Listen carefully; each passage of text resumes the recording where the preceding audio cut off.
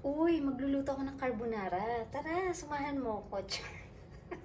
So yun na nga, patulog na nga sana ang person, ang kaso, gusto ko ng carbonara. Dahil ko pa ang naglilihi, at medyo kulang ako sa ingredients, pero dahil tabitay ako ng carbonara, kapag di ako nagluto, magtatampo na ako sa sarili ko, char.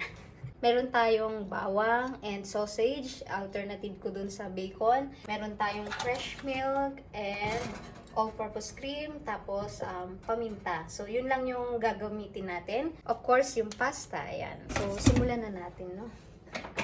Daming hanash! Kumusta kayo? Char. Hindi ako gagamit ng mantika. Ang gagamitin ko is butter para mas lalo siyang maging creamy. Char. 1 cup lang. And then, tapos na. Kain! Tadakimasu!